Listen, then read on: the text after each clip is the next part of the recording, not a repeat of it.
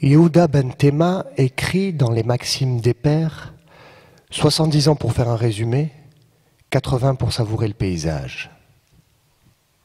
Meir Lehman et son frère sont presque septuagénaires, mais le résumé, ils ne l'ont jamais fait. Sans doute ne s'était-il jamais imaginé qu'un jour, les cheveux blancs, ils manieraient des bouts de papier où tout est un calcul. Voilà comment ça marche, ont-ils plus ou moins compris. Lehman choisit sur quoi investir, mais au lieu de placer de l'argent, il invite les gens à le placer sous forme de prêt. Tu me confies ton argent, je te le rendrai dans X temps avec les intérêts. Mais en attendant, j'utilise ton argent, j'accorde des prêts et gagne sur les intérêts. Prêt aux industriels, prêt aux constructeurs, prêt à quiconque produit, prêt à quiconque rapporte un jour ou l'autre des capitaux. Un beau jeu, c'est sûr. Mais c'est une économie nouvelle, raffinée, trop raffinée, peut-être trop pour deux frères, nés en Allemagne, à Rempart, Bavière, où l'or c'était le bétail, et pourvu que les vaches ne meurent pas. Mais surtout, chose incroyable, le véritable problème pour Emmanuel et Meyer, c'est que boire un verre d'eau est une chose, boire la mer en est une autre, et cette mer c'est l'argent et les gains, oui, les recettes. Car la vérité, c'est que Lehman Brothers engrange des gains impressionnants. L'argent entre, un tas d'argent, trop d'argent peut-être, et si nous nous retrouvions inondés. Ni Emmanuel ni Meyer n'ont oublié la pièce de vin qu'il y a 1000 ans en Allemagne, à Rempart, Bavière, était accrochée au mur dans un petit cadre, la première Zwanziger gagnée par Lehman père, avec le bétail. Et ce petit cadre était flanqué d'un autre, contenant la 100e Zwanziger, d'un autre avec la 1000e, et puis c'est tout. Car 1000 Zwanziger sont une fortune, mes fils, et Baruch Hashem si un jour vous en obtenez autant. Même s'ils ne le disent pas, Emmanuel et Meyer ne peuvent éviter de penser que Lehman Brothers voit entrer 10 000 Zwanziger par jour et qu'il faudrait une infinité de petits cadres qu'en alignant les Zwanziger, on construirait un pont de New York à la Bavière, des flots d'argent et plus encore. On dirait un tourbillon, où des millions de dollars entrent par les portes et ressortent par les fenêtres. Meyer et Emmanuel n'y comprennent plus rien. Sur quoi gagnons-nous exactement? Il est inutile d'en parler à Philippe. Pour lui, la banque est une gare qu'on emprunte uniquement pour partir, jamais pour rester. Mon cher oncle, mon cher père, n'en est-il pas de même pour nos capitaux? Nous ne devons pas les retenir, mais les investir. L'argent entre à la banque, dès qu'il entre, il doit en ressortir. Quant au neveu taciturne, il se contente d'observer. Lui demander des éclaircissements serait du temps perdu. Cela équivaudrait à chercher une réponse dans les ronds de fumée de son cigare cubain. Et si nous tentions notre chance avec Sigmund? Emmanuel et Meyer se sont assis devant sa table, juste le temps d'observer que 120 règles sont encadrées au-dessus du coffre-fort entre les chandeliers. Nous aimerions comprendre une chose, Sigmund. Notre banque ne vous paraît-elle pas trop exposée sur... Nous investissons sur toutes sortes de marchés, nous nous remémorons à grand-peine les noms. Pourrais-tu nous éclairer sur cette phase de la banque? Bref, sur ce que nous sommes. Sigmund les a laissés parler sans détourner le regard de ses comptes, car le temps est de l'argent et on ne peut pas le gaspiller. À présent, il les scrute en ôtant ses lunettes et en lissant la peau de ses mains pendant un très long laps de temps. Voilà ce que je vais vous dire. Le monde n'est pas une forêt enchantée, et les mots ne sont que de l'air. Vous voulez mieux comprendre? Trop de questions font juste du bruit. Vous voulez savoir qui nous sommes? Les sentiments sont extra-bancaires. J'aimerais vous demander quelque chose, si cela ne vous dérange pas.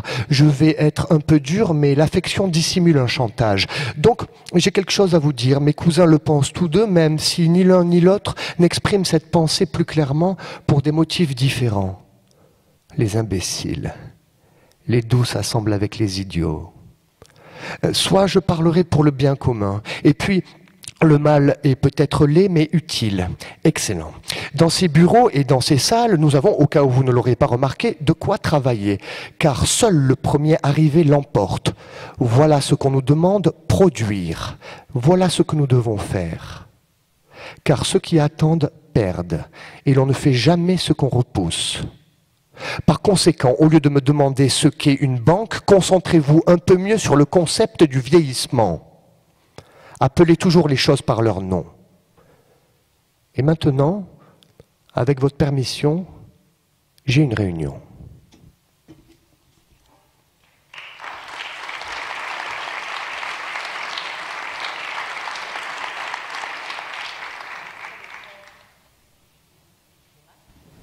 Vous nous entendez? Ah, super bien. Voilà, lu par le comédien Maxime Touron, extrait donc des frères Lehmann, paru aux éditions du Globe. Derrière ce roman en vers libre, il y a notre invité aujourd'hui, l'écrivain italien Stefano Massini, conseiller artistique du Piccolo Teatro de Milan, auteur de plusieurs pièces déjà, dont notamment, vous les avez peut-être vues, elles sont passées en France, de Je crois en un seul Dieu sur le conflit israélien-palestinien, ou encore Terre Noire, qui a été mise en scène par Irina Brouk à Nice, sur les paysans, le sort des paysans dépossédés de leurs terres, mais également d'une pièce sur l'engagement de la journaliste russe assassinée, Anna Politkovskaya, la femme non rééducable, c'était le titre de cette pièce, avant de s'atteler à son grand projet, un récit roman devenu pièce, créé en France à la Comédie de Saint-Étienne par Arnaud Meunier, puis en Italie par le grand Luca Ronconi, et enfin à Broadway par Sam Mendes, adapté aussi en feuilleton radiophonique en 10 épisodes, c'était sur France Culture, bien sûr, à l'été dernier.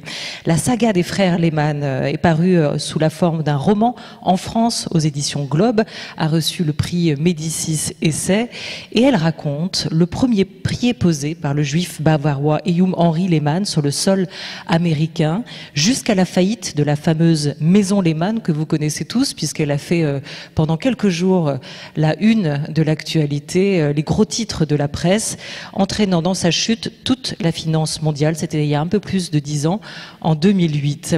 De l'immigration d'un homme à la réussite d'une famille, de l'ascension à la chute, de la success story à la tragédie, on va vous raconter cette aventure, cette saga avec son auteur et bien d'autres choses encore. Bonjour à vous, Stefano Massini, merci d'être avec nous. Bonjour. Bonjour. Et bonjour à votre voix Merci française. pour votre invitation. Voilà. Valentine Laïs, bonjour. Merci d'être là. Bonjour. D'où est née l'idée, Stefano, de ce texte, d'entreprendre, de raconter cette histoire monumentale? Est-ce qu'il y avait, j'imagine, d'abord une envie de comprendre ce qui s'était passé, mais encore? Bonsoir. J'ai besoin de vous, mais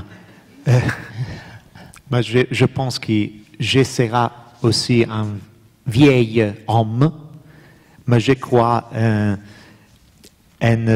geste symbolique. Et je pense que c'est un petit, grand geste symbolique d'essayer de parler en votre langue, au moins au début de notre rencontre.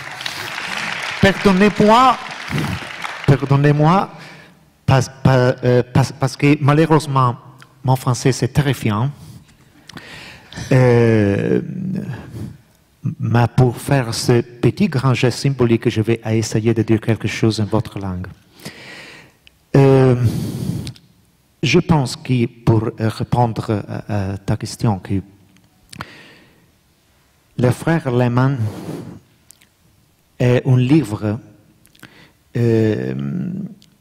où je vais essayer de parler de l'économie.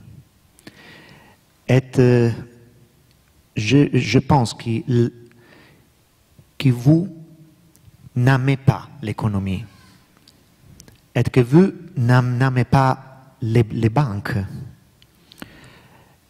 Et incroyablement, pour moi,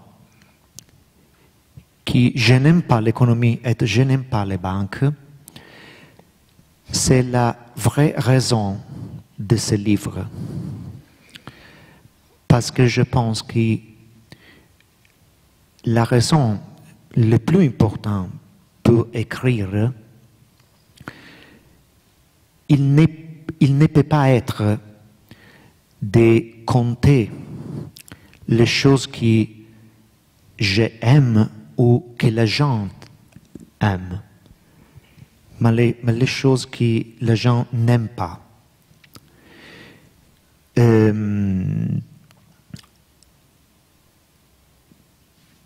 quello che io so è che quando mi dicono che il mio libro è tradotto in tanti paesi come adesso la Corea, Et quand on me dit que ce livre est traduit dans tellement de pays et a reçu tellement de prix, la cosa che mi colpisce è che evidentemente l'economia è una cosa che non riguarda soltanto qualcuno e non qualcun altro, riguarda tutto il mondo. L'economia paradossalmente unisce invece che dividere, perché riguarda tutti. E la prova è che il mio libro, anche in Corea, lo ascoltano, perché racconta questa storia, racconta la storia di come noi odiamo i soldi ma ne abbiamo bisogno.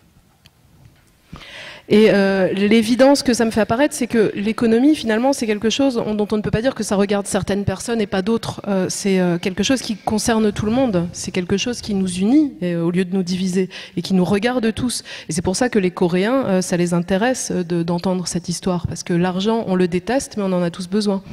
Volevo aggiungere qualcosa per rispondere alla domanda. Dimmi se è pertinente. Je vais ajouter quelque chose pour répondre à ta question et tu me diras si c'est pertinent ou non. Mentre ascoltavo adesso questo attore, pensavo a una cosa. Pendant que j'écoutais cet acteur, je me disais quelque chose. I numeri. L'economia è fatta di numeri. L'économie est faite de chiffres. E noi oggi, non so come la pensi tu, viviamo in una realtà, in un tempo in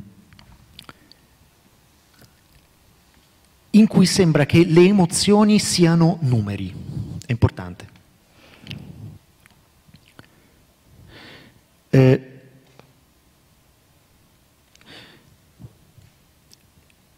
Je pense que nous vivons in une époque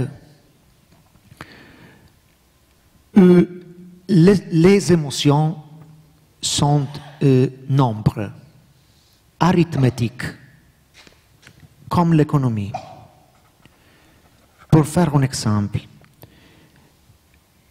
toujours sur Facebook, sur Twitter, nous écrivons notre rêve, notre angoisse, notre peur, et depuis notre post, notre tweet, deviennent nombre. Combien de likes, combien de condivisions De partage. Ma rêve, ma peur, ma angoisse,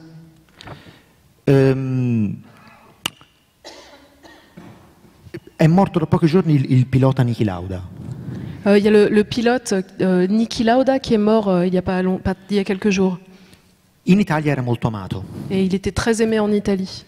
Negli stessi giorni è morto anche un famoso vecchio politico italiano. Et au même moment presque est mort un vieux politicien italien très célèbre. De Michelis si chiamava. De Michaelis, il s'appelait.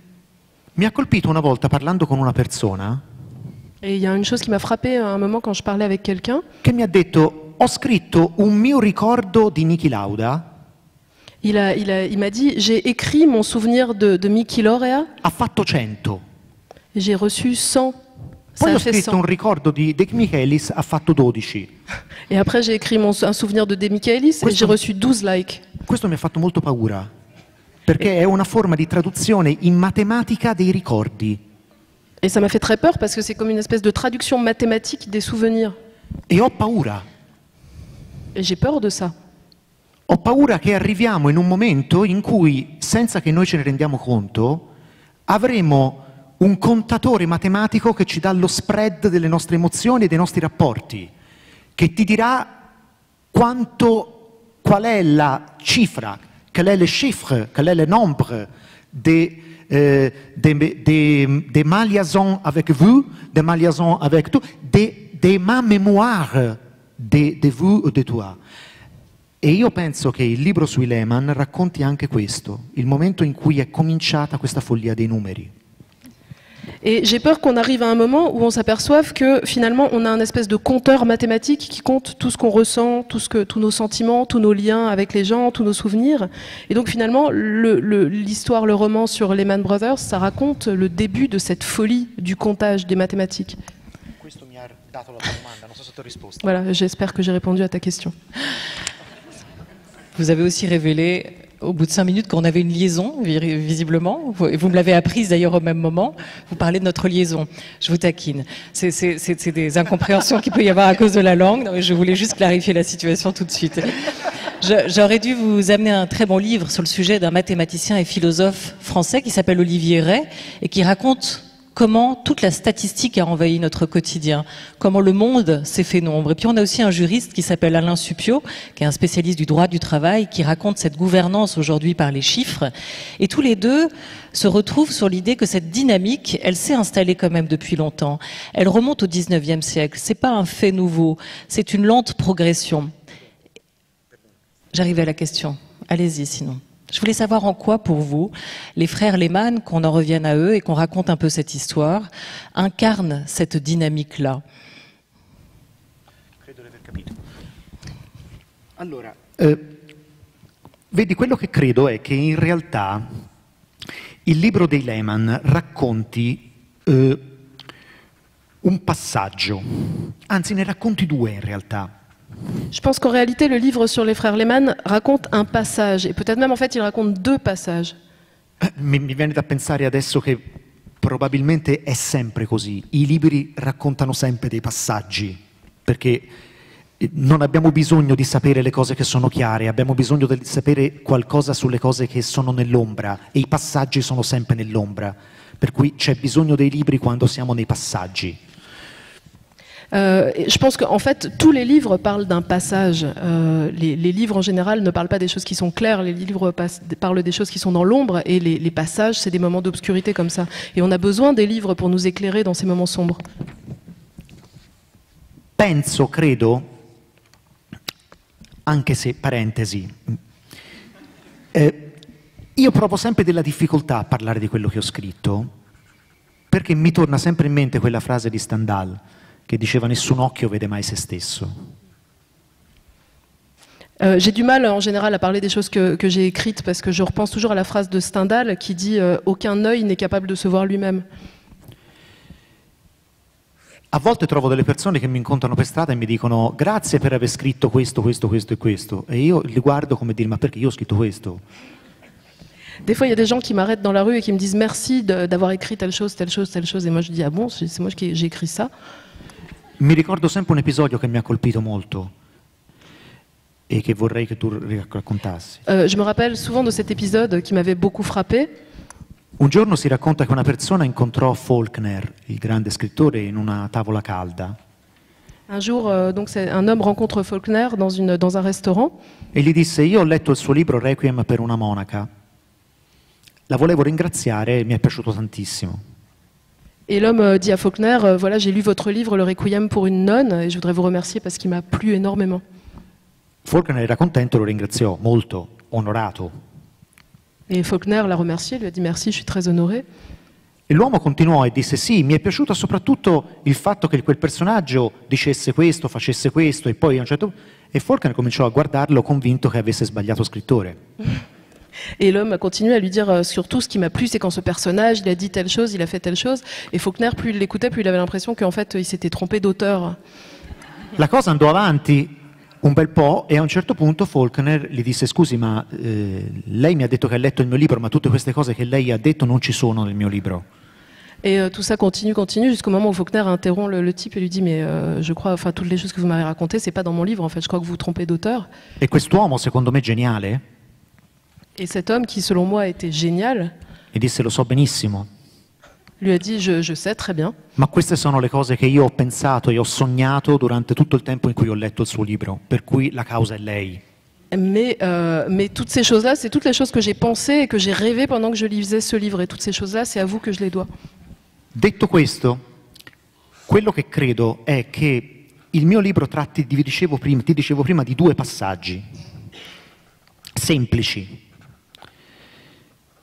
Et donc, voilà, parenthèse refermée. Donc, je pense, pour répondre à la question, que mon livre traite de 2 passages, qui sont 2 passages très simples. Il primo, c'è una famiglia che arriva negli Stati Uniti con una profonda, fortissima identità ebraica e ebraica askenazita. Et donc, premièrement, premier passage, il y a cette famille qui arrive en Amérique avec cette profonde, très forte identité juive et ashkénaze. Quindi c'è una religione fortissima. Donc leur religion est très forte. E nella storia di tutto il libro noi fondamentalmente assistiamo non a una perdita di religione, ma a una trasformazione di religione. Et tout au long de l'histoire du livre, on assiste non pas à une perte de cette religiosité, mais à une transformation de cette religiosité. E non parlo del fatto che loro da ebrei askenaziti diventino ebrei riformati. Et je ne parle pas du fait que de juifs ashkénazes, ils sont devenus juifs réformés. No, parlo del fatto che da ebrei askenaziti diventano capitalisti. Capitalisti è un'altra religione, il capitalismo in questo caso è un'altra religione. Je parle plutôt du fait qu'ils sont passés de juifs ashkénazes, ils sont devenus capitalistes. Et le capitalisme est considéré comme une autre religion. Con i suoi riti, le sue dottrine, i suoi sacerdoti, perfino con il suo tempio, che è Wall Street. Avec une religion, avec ses élites, avec ses doctrines, avec ses sacerdoces et avec son temple même qui est Wall Street. Questo è il primo passaggio. Donc ça, c'est le premier passage. L'altro passaggio, e ho finito, è quello per cui si comincia con dei soldi che pagano qualcosa, cioè merci. On commence dans une situation où l'argent sert à payer quelque chose, à payer des marchandises. L'argent pour les cotons, l'argent pour l'oil, l'argent pour les cafés, l'argent pour les constructions, depuis à suivre l'argent pour le chemin de fer. Et depuis à suivre lentement, nous avons une transformation et nous arrivons à l'argent pour l'argent. L'argent qui n'est plus quelque chose qui paga qualcosa. Qui paye, qui sert à payer quelque chose. Mais l'argent est né d'autre argent. Et je pense que pour moi, je ne travaille pas en économie. Je pense que pour moi, pour l'argent, c'est les moments où toute notre époque moderne a son grand problème. Wall Street aujourd'hui, elle n'est pas les temples du coton, du café, du chemin de fer, elle n'est pas les temples du travail, le travail de l'homme, de moi, de vous. Wall Street est devenu le temple de l'argent pour l'argent. Et du travail de l'argent. Et du travail de l'argent. De l'argent qu'on fait travailler. Et ouais. les temples des chiffres. Quels sont exactement quels chiffres? Les chiffres de travail, elles sont les chiffres de maman? Non. Une fois entré dans le carillon de l'Amérique, comme vous l'écrivez, Stefano Massini, Henri, le premier des frères, va être rejoint par 2 autres de ses frères, Emmanuel et Meyer. Ensemble, ils vont petit à petit gravir tous les échelons. Vous l'évoquiez, de la boutique de textile à l'achat et à la vente de coton brut en Alabama. Les Lehman deviennent des gestionnaires. C'est la figure qui se transformera plus tard en celle qu'on connaît aujourd'hui, la future figure du trader. Du coton au café, au chemin de fer, de la banque banque, à la bourse, du crédit, à la spéculation. C'est ce cercle vicieux ou pas qui commence à s'enclencher à ce moment-là. C'est une saga que vous avez écrite, puis redimensionnée du roman à la scène. Elle s'écrit et elle se pense aussi en 3 volets, en 3 périodes que vous avez dessinées et qui sont autant de moments charnières dans le parcours et la vie de cette famille qui va fonctionner notamment sur 3 générations. Est-ce que vous arrivez à nous dire, et après on va faire entrer un économiste ici avec nous sur la scène du Théâtre de la Criée, qui va nous aider à comprendre ce qui s'est joué autour de cette famille Lehmann. Est-ce que vous arrivez à nous dire quelles sont les valeurs qui font vivre, qui animent cette famille, et est-ce que ces valeurs ont changé au fil de ces 3 générations? Guarda, dunque ti rispondo dicendo che, di nuovo, per rispondere a questa domanda che mi fai sui valori di 3 generazioni di fratelli Lehmann, io fondamentalmente ho raccontato questa storia perché mi dava modo di affrontare una domanda. Qualcuno dice che dietro ogni libro ci sia una domanda. Io non so quale sia la domanda che sta dietro questo libro. So qual è la domanda a cui ho cercato di rispondere io. Avant de répondre à cette question, je voudrais dire que l'histoire, pour moi, ça a été un moyen de me confronter à une question. On dit souvent que chaque livre, c'est une réponse à une question. Là, dans ce cas-là, ce livre a été une réponse à une question que je me posais moi-même. La domanda è questa. La storia si ripete sempre. L'histoire, la question c'est la suivante. L'histoire se répète constamment.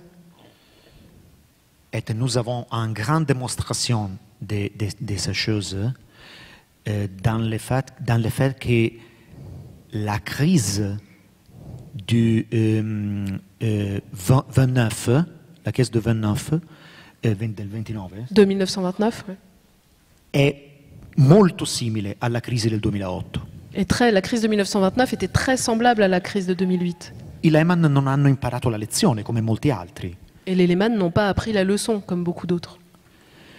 Poi se volete di questo parliamo perché c'è qualcosa che è molto impressionante su questo argomento. Et ça on en reparlera, je pense qu'il y a quelque chose de Sul très 2008. impressionnant sur cette question de 2008. Ma rispondendo alla tua domanda sui valori, Pour revenir la à la domanda question qual sur è? les valeurs. Che vi dicevo, la domanda è questa. C'è un famoso libro che voi conoscete sicuramente perché è famoso in tutto il mondo, anche in Francia, un libro per bambini, una favola per bambini, forse una delle più famose, che è Pinocchio di Collodi. Donc il y a un livre, un conte pour enfants qui est très célèbre à travers le monde, qui est Pinocchio. C'è un punto, un momento nel libro di Collodi in cui accade qualcosa. Il y a un moment dans le livre de Collodi, dans Pinocchio, où il se passe une chose.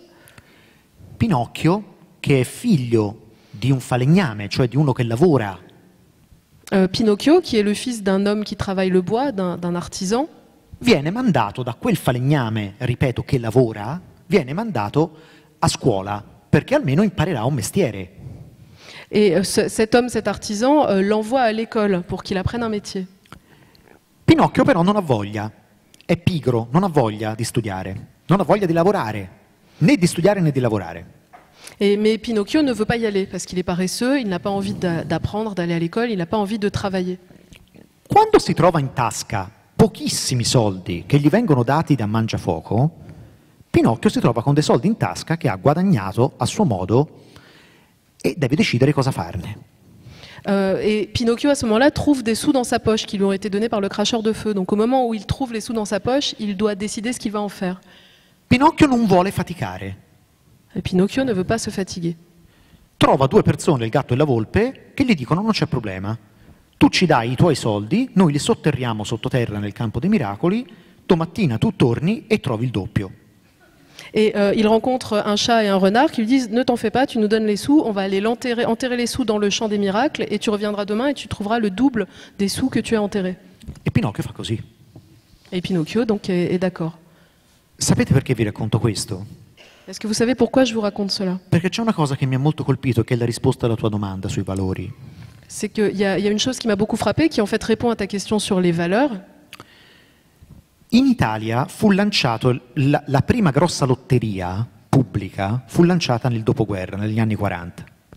En Italie, la première grande loterie publique a été lancée dans les années 40, dans l'après-guerre. c'era l'obbligo, quando tu diciamo, compravi il biglietto, di scrivere dietro il tuo nome, il tuo cognome, Et quand on achetait un billet de loterie, il fallait écrire derrière son nom et son prénom. ma anche il tuo lavoro. Mais aussi, il fallait écrire sa profession. E grazie a questa cosa noi sappiamo che lavoro facevano coloro che hanno vinto le prime grosse cifre. Et grâce à cela, on sait quel était le métier des gens qui ont été les premiers à gagner le gros lot dans cette loterie. Sapete cosa accadeva? Accadeva che coloro che vincevano grandissime cifre le reinvestivano nel loro lavoro. Se quello faceva il falegname, comprava tutta la segheria. Se quello faceva il cameriere, comprava tutto l'albergo. Et ce que faisaient les gens, en fait, on s'est aperçu que ce que faisaient les gens qui gagnaient le gros lot, très souvent, ils le réinvestissaient dans leur travail. Donc s'ils étaient charpentiers, ils achetaient une scierie. S'ils étaient serveurs, ils rachetaient tout l'hôtel. Oggi, viceversa, i gratta e vinci o le lotterie si chiamano con titoli come Turista per la vita, Smetto di lavorare, Caraibi. Il concetto oggi è che se tu vinci una grande cifra fai come Pinocchio, non vuoi lavorare, vuoi sotterrare i soldi per trovarne il doppio senza versare una goccia di sudore. Et alors qu'aujourd'hui, on voit toutes ces émissions de télé, des émissions où les gens peuvent gagner le gros lot, le titre, c'est des titres comme Touriste pour toute la vie, ou bien Aujourd'hui j'arrête de travailler, ou Caraïbes. Donc aujourd'hui, les gens qui gagnent le gros lot, ils ne veulent pas travailler, ils veulent faire comme Pinocchio, enterrer les sous et revenir le lendemain et retrouver le double, sans avoir à verser une seule goutte de sueur. Ecco la risposta sui valori che mi chiedevi. Et donc voilà la réponse sur les valeurs à la question que tu me posais. Loro arrivano negli Stati Uniti con un'idea del lavoro, Ces della gens-là, fatica, e sono addirittura felici di faticare. ces gens-là, ils arrivent aux États-Unis avec une idée du travail, de la fatigue, et ils sont vraiment contents de se fatiguer. Arriviamo a un punto invece in cui tutta la loro attività diventa un'attività, torno a dirti, de l'argent pour l'argent. E questo crea un meccanismo di totale perdita di concretezza. Il lavoro non esiste più. Oggi noi viviamo, voi vivete in una realtà nella quale se ti fai il mazzo, se lavori, se sudi, non sei un modello, sei uno stupido. Donc aujourd'hui, on arrive à un point où ils arrivent à un point, les frères Lehman, où toute leur activité, ça devient de l'argent qui fait de l'argent. Donc l'argent perd tout rapport avec le monde concret. La notion de travail n'existe plus, si bien que les gens aujourd'hui, quelqu'un qui travaille, c'est un imbécile, c'est pas quelqu'un qui est valorisé. In sintesi, questo libro è la storia del valore del lavoro. Donc en bref, cette histoire, c'est l'histoire de la valeur du travail. Et ce qui est intéressant aussi dans ce que vous racontez dans cette saga, c'est qu'il y a quelque chose de presque messianique au départ. Le premier frère Lehman à poser le pied sur le sol américain a quand même le sentiment d'un destin. À partir du moment où il rencontre ce rabbin qui lui dit maintenant vas-y, nage, il va commencer à construire cette destinée qui sera dynastique, familiale par la suite. Mais pour les générations d'après, et on le voit notamment avec Sigmund et les mantras qu'il doit répéter, ça relève quand même plutôt de l'autoconviction.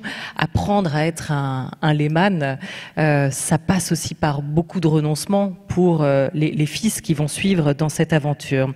Je vais demander à l'économiste Pierre-Noël Giraud de nous rejoindre et qui a patienté jusqu'ici. Merci beaucoup à lui, professeur d'économie à Mines ParisTech, auteur du Commerce des promesses ou encore de L'homme inutile, de nous parler un peu avec le point de vue de l'économiste.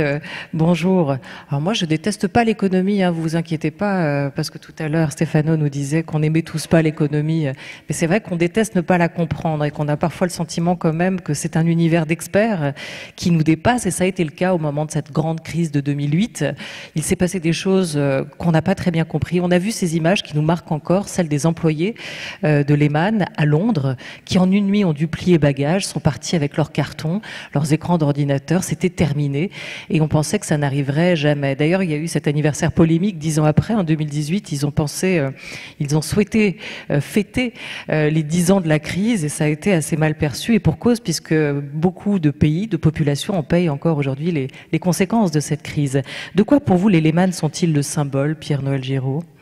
Et vous n'avez pas de micro, comment va-t-on faire?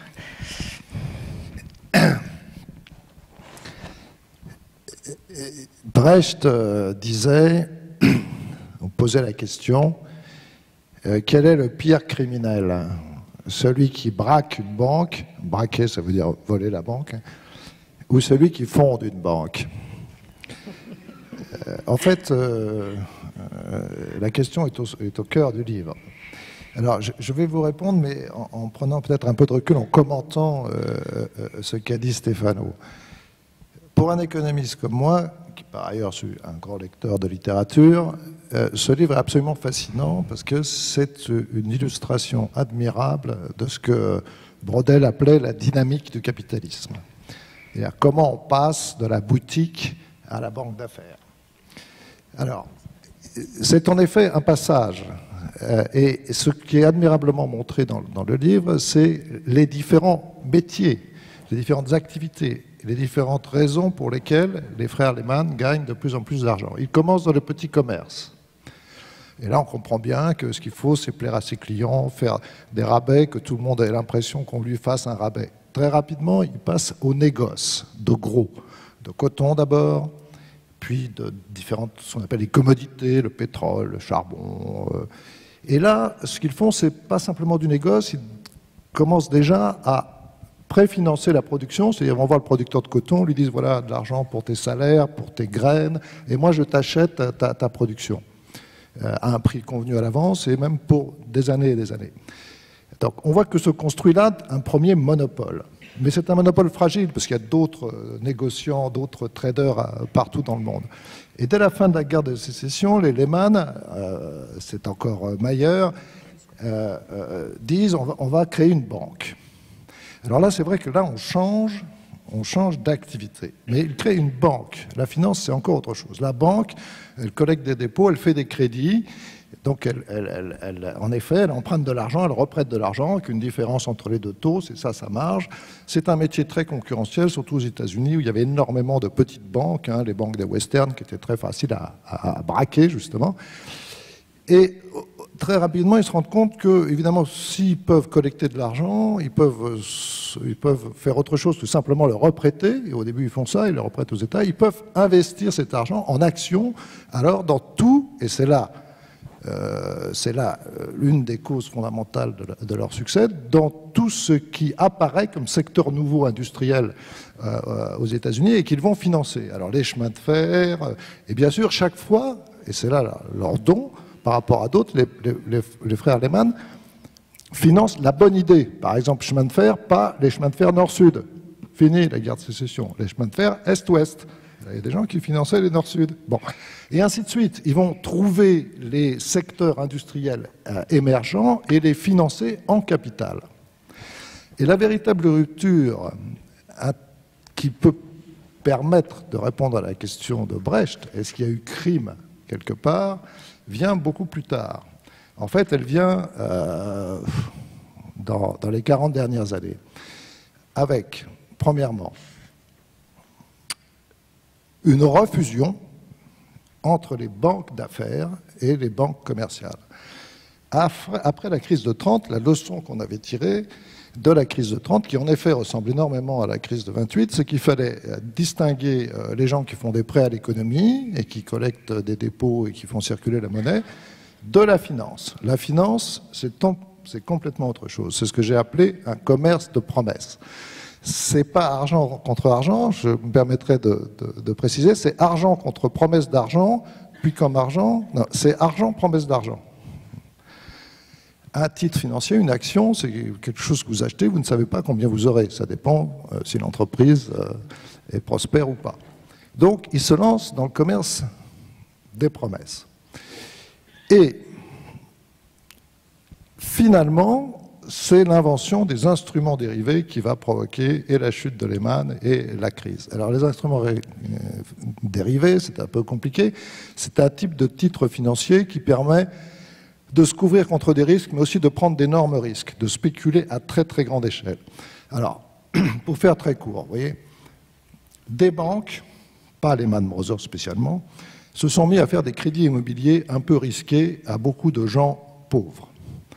Risqués au sens où la probabilité que les gens à qui on faisait ces crédits les remboursent était relativement faible. Enfin, elle n'était pas de 97%, ce qui est la norme. Bon.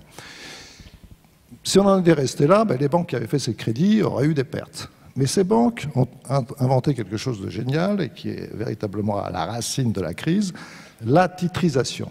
C'est-à-dire, vous prenez un paquet de crédits immobiliers. Chaque fois, le crédit, c'est 100 000 euros, 200 000 euros. Vous en faites un gros paquet, 1 milliard d'euros. Bon.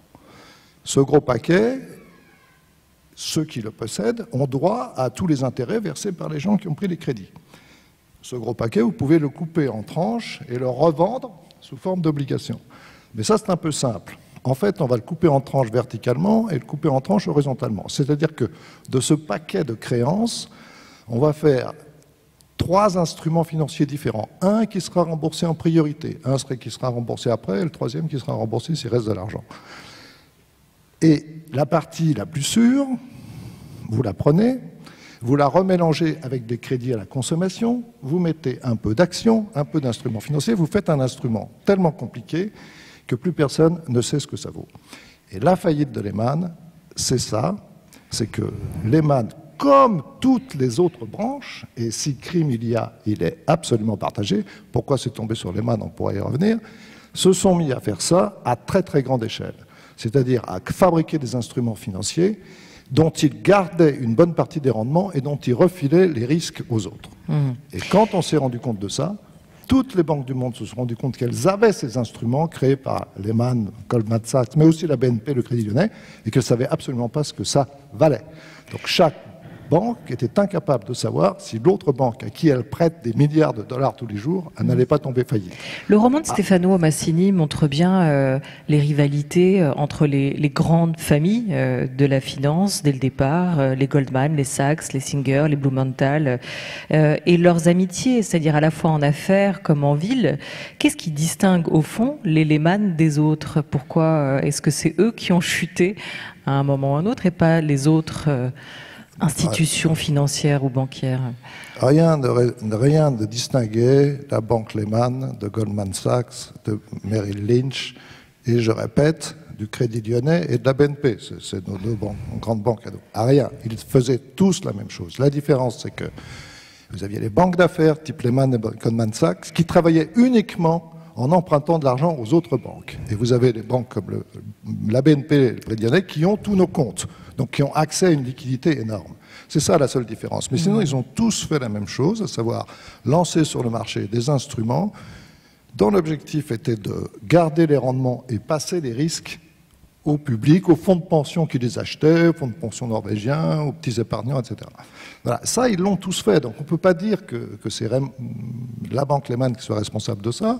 Ils ont inventé certains de ces instruments, mais pas seuls. Alors pourquoi c'est eux qui ont fait faillite les premiers? D'abord, c'est pas vrai. Avant eux, Bear Stearns avait fait faillite, une autre banque d'affaires, mais elle était moins grosse. Les autres banques lui devaient moins d'argent, donc elle a été rachetée par une très grande banque. Et d'ailleurs, Lehman a failli être racheté par Barclays. Jusqu'au dernier moment, on a cru que Lehman aurait pu être racheté par Barclays. À ce moment-là, on n'aurait pas eu la suite qu'on a eue. Donc c'est tombé sur Lehman, je dirais, par hasard. Alors certains disent qu'en plus, il y a une sombre histoire de règlement de compte entre certaines banques d'affaires, en l'occurrence entre la banque juive et la banque protestante. Moi, je n'y crois pas beaucoup. D'autres disent que les autorités monétaires américaines auraient pu les sauver et n'ont pas voulu pour faire une leçon, puisque c'était le premier qui tombait en faillite. Eh bien, c'est lui qu'on allait punir, de manière à ce que le grand public, vous et moi, ne disent pas « bon, c'est quand même insupportable, quand il y a des profits, ils les prennent, et quand il y a des pertes, ils les repassent aux autres. » Stefano Massini, là, on a un élément fondamentalement tragique, dramatique, que vous reprenez d'ailleurs dans cette saga et ce roman. Ça tombe sur eux, et on se demande si c'est pas une forme de châtiment, en fait. Châtiment par le marché, c'est-à-dire qu'ils payent par là où ils ont péché, cette famille Lehman. C'est aussi ça, dans cette destinée, qui vous a, vous, intéressé, l'écrivain, parce que vous n'êtes pas économiste, mais bien écrivain et dramaturge. J'ai une petite question. Je ne sais pas quand... Vous pouvez répondre à la mienne d'abord, et après je vous laisse poser la vôtre.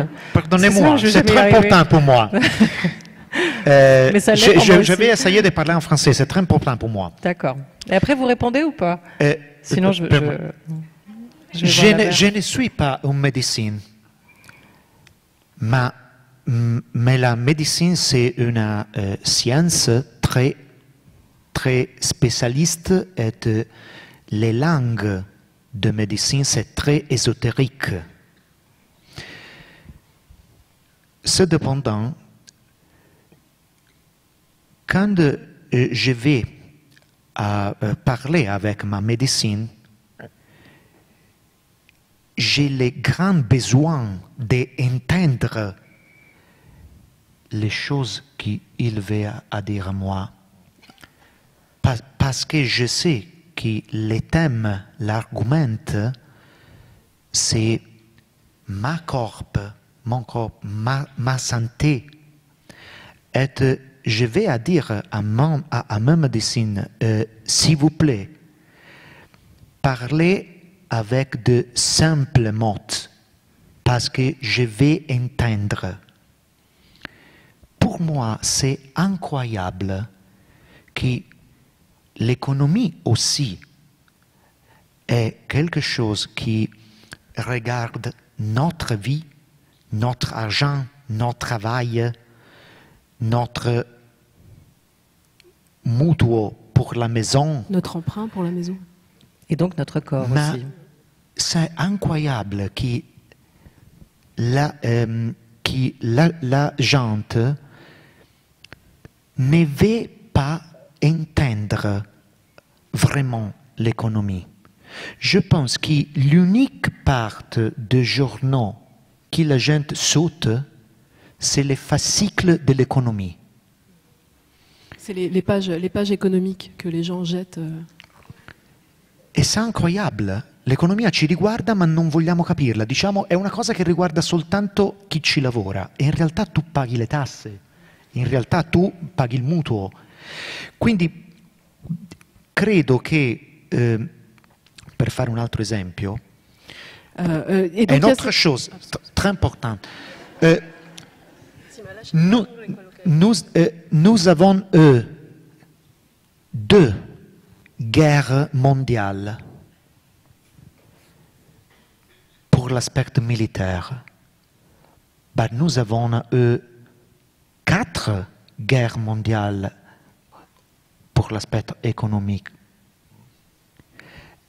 Et les gens ne savent pas. Ho finito. Je pense que nous avons un grand air d'ombre sur l'économie. Et pour moi, c'est la raison de mon livre. De chercher de faire un petit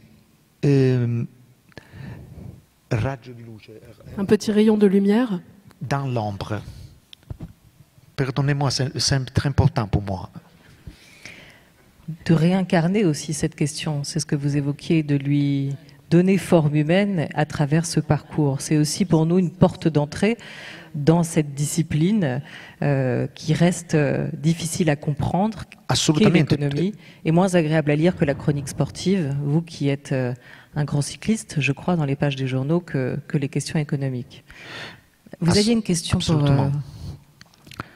Vous aviez une question que vous souhaitiez poser, Stéphano? Non, c'était vous. Mais il y en a. Non, j'avais pas de question particulière, sauf peut-être ceci. Je crois que c'est Stéphano qui avait une question pour vous, Pierre-Noël Giraud. Il avait commencé comme ça. Aussi. Mais alors voilà. Bon, et il y a assez peu d'États dans cette saga. C'est-à-dire que c'est la famille Lehman, leurs concurrents, les autres banques d'affaires, etc. Et on n'a pas le sentiment qu'à un moment ou à un autre, ce que Braudel dit quand il parle de la dynamique du capitalisme, à savoir que les grandes affaires, en particulier les grandes banques, les grands négociants, sont toujours intimement liés au prince et tirent une partie de leur profit de monopole de ce rapport privilégié au prince. On ne voit pas du tout ça dans la saga Lehman, même après la guerre de 30. Pourtant, à un moment donné, vous dites que le Lehman, qui était gouverneur, était un conseiller de Roosevelt et qu'il aurait probablement conseillé Roosevelt sur les affaires bancaires pour faire en sorte justement que la crise de 30 ne se reproduise pas. Mais est-ce que ça ne s'explique pas, Pierre-Noël Giraud, par le fait que justement ces grandes familles sont devenues plus puissantes que le prince? Oui, elles sont objectivement plus puissantes que le prince pour une raison simple que Braudel ou Wallerstein avaient bien mis en évidence, c'est que leur domaine d'action est beaucoup plus large que tout État. C'est-à-dire une firme comme Lehman, elle n'agit pas qu'aux États-Unis, mais dans le monde entier. Et donc, quand vous êtes un acteur mondial et que les États sont nationaux, vous échappez nécessairement en partie au pouvoir des États. C'est la raison fondamentale. Mais néanmoins, la banque est toujours intimement liée à l'État. D'abord parce qu'on n'a pas le droit d'ouvrir une banque sans autorisation étatique. La banque n'est pas une entreprise comme les autres. C'est une entreprise qui crée de la monnaie à partir de rien. C'est un privilège exorbitant. C'est un privilège que l'État donne et encadre. Ensuite, les banques se sont développées, elles sont rentrées dans la finance et elles ont inventé des tas de choses très toxiques dans la finance. Et là, l'État n'a rien fait et on a eu ce qu'on a eu en 2008. Depuis, il est question de réformer la finance, mais j'ai le regret de vous dire qu'on n'a rien fait. Donc 2008, c'est pour bientôt, la répétition. Parce qu'on n'a pas changé le système qui permet à des banques d'affaires d'emprunter de l'argent à 3%, de le placer à 15%, mais si ça ne donne pas du 15%, après, elles ne peuvent plus rembourser. Elles ne peuvent plus rembourser les 3%, donc elles font tomber tout le château de cartes. Il n'y a pas de coupe-feu. Il n'y a pas de système de sécurité entre la spéculation financière et puis la monnaie dont tout le monde a besoin, la banque, les prêts pour acheter des appartements dont tout le monde a besoin. Donc quand il se passe quelque chose de catastrophique dans la finance, ça pollue tout. On n'a plus ces coupe-feux qu'on avait mis à la fin des années 30. Donc on va avoir de nouveau une grande crise financière. Et mais peut-être dans 80 ans, si on reprend l'écart qui a séparé la crise de 29 de celle de 2008, ce sera un cadeau qu'on laissera à nos enfants, entre autres, peut-être. Oui, mais peut-être qu'à la prochaine fois, on se décidera enfin à réformer la finance. C'est l'État qui signe aussi quand même la feuille de banqueroute de Lehman Brothers. C'est Washington qui valide et qui fait le choix avec les acteurs du secteur de ne pas sauver la banque Lehman Brothers en 2008, de ne pas lancer un plan de sauvetage. Et le retournement de l'histoire est assez intéressant. Vous l'évoquez aussi dans votre saga, Stefano Massini. C'est en 1929, quand la première crise arrive, les frères Lehman ne vont pas aider les autres banques qui sont en danger. Elles les laissent se débrouiller et mourir par là même. Donc il ne faut pas s'étonner du retour de bâton quand 80 ans plus tard, la situation se passe mal pour Lehman, les autres banques ne viennent pas la sauver non plus. Il n'y a pas de solidarité et pourtant, toutes ces banques sont liées. C'est ça qui est étrange. Leur sort est lié. Stefano Massini. Sì, dunque, quello che è successo nel 2008 è stata una specie di, poi il professore ce lo può confermare, una specie di nemesi, di vendetta. Oui, ce qui s'est passé en 2008, ça a été une espèce de vendetta, en fait, de vengeance. Nella crisi del 29, dunque, parentesi, io mi sono chiuso in casa per 3 anni a studiare libri di economia prima di scrivere Lehman, quindi il professore può interrogarmi, può fare l'esame. Petite parenthèse, j'ai passé 3 ans avant d'écrire ce livre, à m'enfermer chez moi, à lire des livres d'économie, donc le professeur peut me poser des questions, m'interroger pour vérifier que j'ai bien tout appris. Et donc pour moi, maintenant, l'économie, c'est irrésistiblement sympathique. Oui. Prima di risponderti, ma lo faccio. Avant de répondre à ta question, mais je vais répondre. Vi vorrei raccontare, je vais essayer de contrer à vous la raison parce que l'économie, pour moi, en ce moment, c'est sympathique. Il y a 3 ans, je suis été à New York pour la première présentation de mon livre, non de la version théâtrale à Broadway, de mon livre. Et depuis la fin de les petites rencontres, un homme vieil est venu à moi. Élégante, très élégante. Et il m'a dit « Congratulations, vraiment, je suis très intéressé à votre livre. J'ai lu quelque chose. Congratulations. Et il a commencé à rire. Depuis, il m'a donné son biglietto de visita, son billet de visite. Sa carte de visite. J'ai lu le billet de visite. John Lehman. Mais je croyais qu'il n'y avait pas d'héritier. Era uno degli ultimi eredi. Et John Lehman m'a dit, je pense que vous avez à aller à voir l'ancien temple de New York, l'ancien temple juif de New York, où vous pouvez voir l'inscription de notre famille. Et il m'a dit l'adresse, la rue et la zone de New York. Et je suis allé à voir le temple. Incroyable. Parce que les temples juifs, et me souviens que l'immigration juive à New York est née comme une terrifiante immigration germane, italienne, les juifs germains, et loro erano immigrati. Et eux, c'était des immigrés. Quando sono arrivato davanti al Tempio, ho sentito che c'erano delle persone che si lamentavano perché il Tempio è invaso intorno da negozi con iscrizioni cinesi. Et quand je suis arrivée devant le temple, il y avait des gens autour qui se plaignaient parce que le temple, tout le quartier, tous les alentours du temple étaient envahis de boutiques chinoises. E io ho detto alla persona ebrea che parlava con me,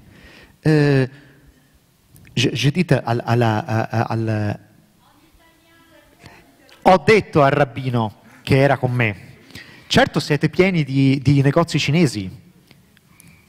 Et donc j'ai dit au rabbin qui était avec moi, oui d'accord, il y a des magasins chinois partout. E lui mi ha detto no, quelli non sono caratteri cinesi, sono coreani. Et le rabbin m'a dit non, non, ça c'est pas des caractères chinois, c'est des caractères coréens. E io ho detto ma io pensavo che quelle merci fossero cinesi. Et j'ai dit moi je pensais que tous ces trucs-là c'était des marchandises chinoises. Mi ha detto sì, sono cinesi.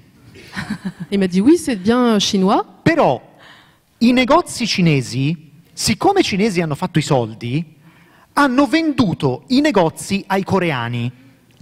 Ah, dico, quindi sono coreani. Vai. Et il m'a dit donc oui, c'est parce que les mêmes magasins chinois qui ont gagné beaucoup d'argent, ils ont revendu leurs magasins à des Coréens. Dico, quindi sono coreani. Mi ha detto no, non sono coreani. I cinesi hanno venduto i negozi ai coreani, che quando hanno fatto i soldi li hanno affittati ai messicani. Et j'ai dit bon, alors les gens qui tiennent ces magasins, donc c'est des Coréens. Ils ont dit non parce que les Coréens ils ont fait des sous et donc ils ont loué leur magasin, ils payent des Mexicains pour tenir leur magasin. Lì ho avuto la sensazione che l'economia sia questa cosa meravigliosa che in realtà ti cambia continuamente sotto gli occhi e che tu non fai a tempo a analizzare che già è cambiata. E questo mi ha colpito molto, è una materia viva, è una materia umana. Ecco la risposta alla domanda che mi facevi. Et donc je me suis dit vraiment l'économie c'est cette chose merveilleuse finalement qu'on voit toujours en permanence changer sous nos yeux et on a à peine le temps d'analyser une situation que déjà elle a changé, donc c'est une matière qui est vive et c'est pour ça que ça m'intéresse et donc c'est ça la réponse à ta Perché question. quello che accade nel 2008 è profondamente umano. Parce que ce qui s'est passé en 2008 est profondément humain. Nel 1929 a Lehman viene proposto di partecipare al salvataggio di alcune banche. En 1929, on a proposé à Lehman de participer au sauvetage de certaines banques. E Lehman rifiuta. E Lehman ha una cosa refusé. famosa. Passano 80 anni e sono le altre banche a cui viene proposto, c'era quella di Singapore, fra l'altro The National Bank of Korea, la Temasek, viene proposto a loro di salvare Lehman e questa volta sono tutti gli altri che non salvano Lehman. Ecco perché parlo di vendetta. A volte mi è stato chiesto, scusa. Donc, et 80 ans plus tard, quand la banque Lehman a fait faillite, on a proposé aux autres banques de participer au sauvetage de Lehman Brothers, donc des banques à Singapour, en Corée, etc. Et les autres banques ont refusé de les sauver. C'est pour ça que je parle de vengeance. C'è un aspetto che credo che vi colpirà come ha colpito me e vorrei sapere poi cosa ne pensa il professore. Il y a un aspect qui m'a beaucoup frappé. Je me demande ce que vous en penserez, je me demande ce qu'en pensera le professeur. Di tutti coloro che rivestivano ruoli di comando nella Lehman al momento del fallimento del 2008, de toutes les personnes qui ont occupé un poste à responsabilité chez Lehman en 2008, au moment de la crise, oggi il 92% di loro, dei capi, è impegnato con analogo grado dirigenziale in altre banche mondiali. 92% de ces dirigeants, aujourd'hui, occupent une place de responsabilité du même niveau dans une autre banque à travers le monde. Quando è stato chiesto a uno di loro, uno dei più famosi, Dick Fuld, è stato chiesto come fosse possibile una cosa così, lui ha risposto dicendo che non avevano loro la responsabilità per il crollo di Lehman, ma che Lehman era fallita per ragioni sistemiche. Cioè era fallita per ragioni che non erano di responsabilità dei singoli, era fallita col sistema. Et donc, quand on a demandé à un de ses dirigeants, Dick Fuld, comment c'était possible que tous ces gens aient poursuivi leur carrière, il a répondu que ce n'était pas leur responsabilité à eux individuellement, mais que c'était une responsabilité systémique, que c'était la responsabilité du système et non des individus. Pierre Nalgiro, Concludo. sur cette impunité. Alors, Pour conclure. il faut distinguer deux choses. La crise systémique et ce qui va déclencher une crise systémique. Bon, il y a évidemment, pour la raison que je dis tout à l'heure, qui est qu'à partir des années 80, il n'y a plus eu aucune distinction entre une banque de crédit qui collecte des dépôts, qui fait des crédits, et les banques d'affaires qui ne s'occupent pas, qui ne s'embarrassent pas de gérer nos comptes, qui empruntent de l'argent aux autres banques et qui placent cet argent dans des titres risqués, des actions, des obligations et des trucs encore plus risqués comme les instruments dérivés que j'ai évoqués tout à l'heure. Bon. Si on s'intéresse aux responsabilités, elles sont systémiques en effet en sens où un certain nombre de banques, dont les Lehman Brothers, ont inventé une masse énorme, plusieurs milliers de milliards de dollars d'instruments dérivés dont personne ne connaissait la valeur, mais qu'ils arrivaient, en les faisant assurer, à replacer chez les fonds de pension, etc., en retenant des profits considérables et en se débarrassant des risques en les passant aux autres. Ça, qui est l'origine de la crise, qui serait advenue de toute façon, faillite de Lehman ou faillite d'un autre, ça c'est systémique. Bien évidemment. Mais on ne peut pas non plus, comme le dit Fuld, dire moi j'y suis pour rien, parce que lui, mais les autres, les traders de Goldman Sachs, de la BNP, ils ont inventé ces instruments. Ils les ont mis sur le marché. Ils savaient très bien que les gens allaient les acheter naïvement pour beaucoup plus cher que ça ne valait. Bon. Donc il y a quand même à l'origine des individus à l'intérieur de banques qui ont fait des choses, qui sont des innovations financières, qui ont provoqué la crise. Ensuite, il y a le déclenchement. Une crise financière, vous pouvez dire, ça va venir.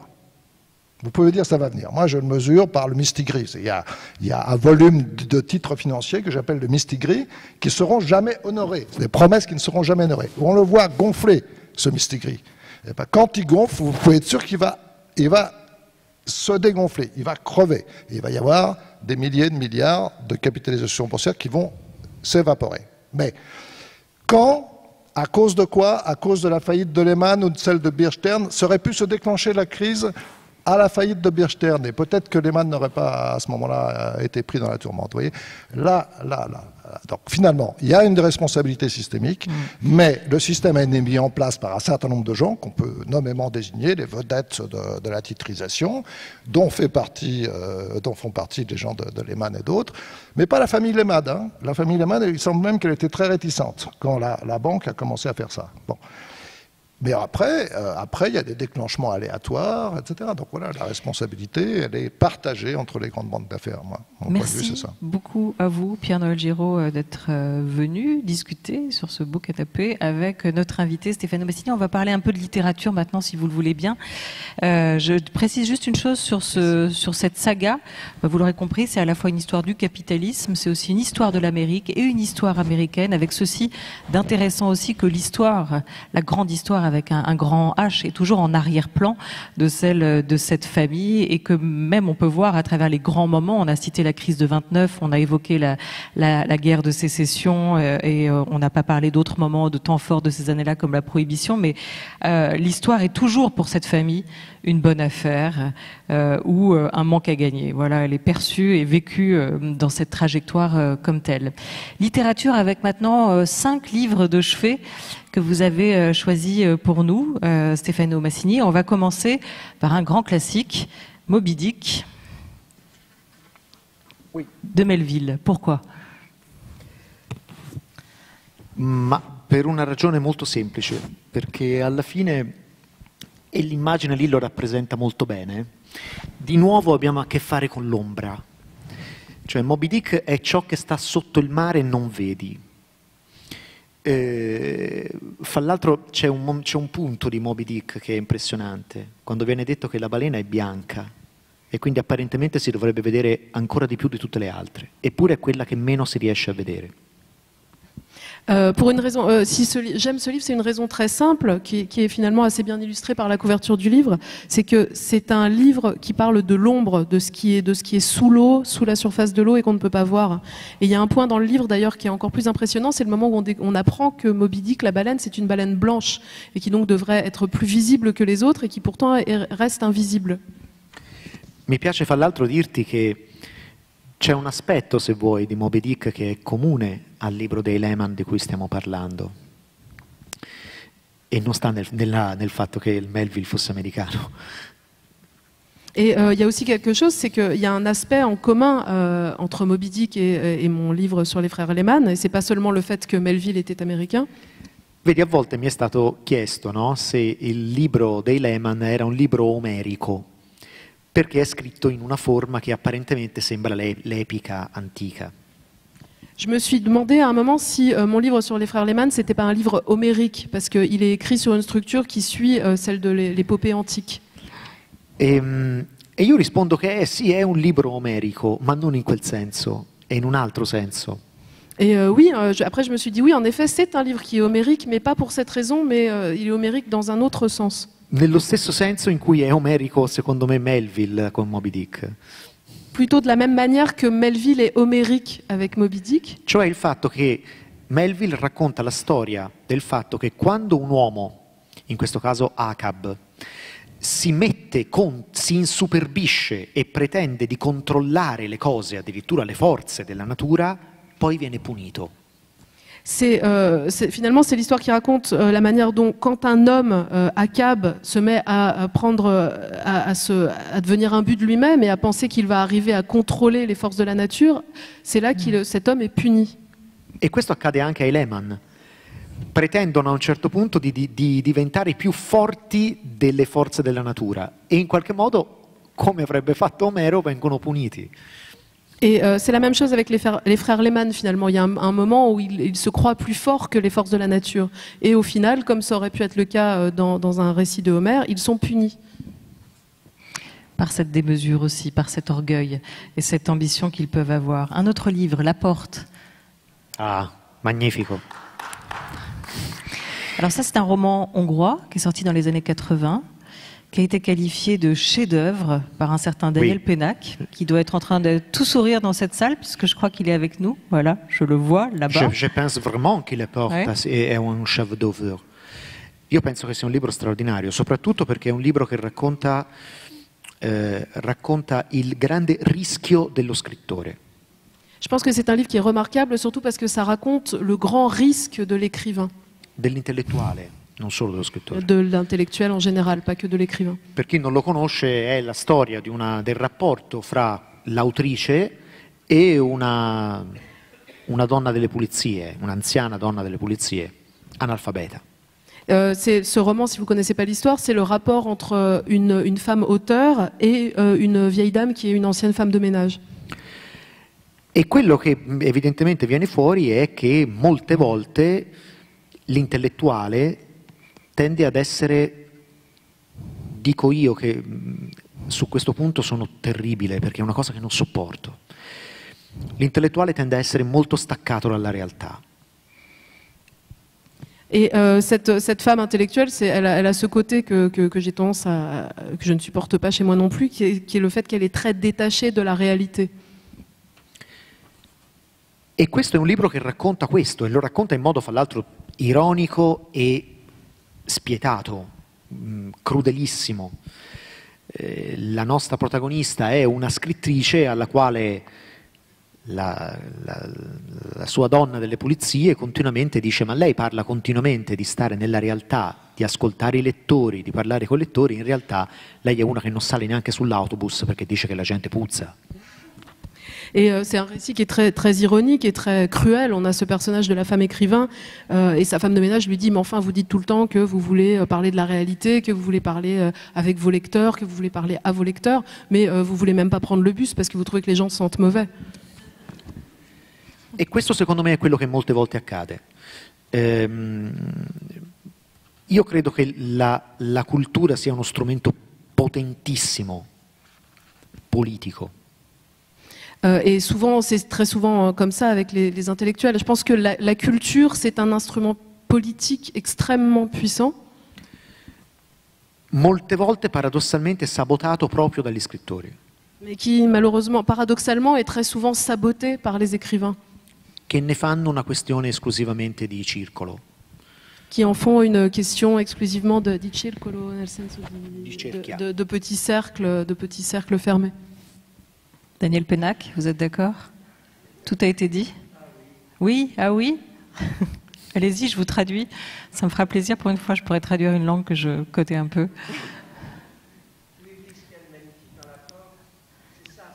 Ce qu'il y a de magnifique dans la porte, c'est ça? C'est un écrivain.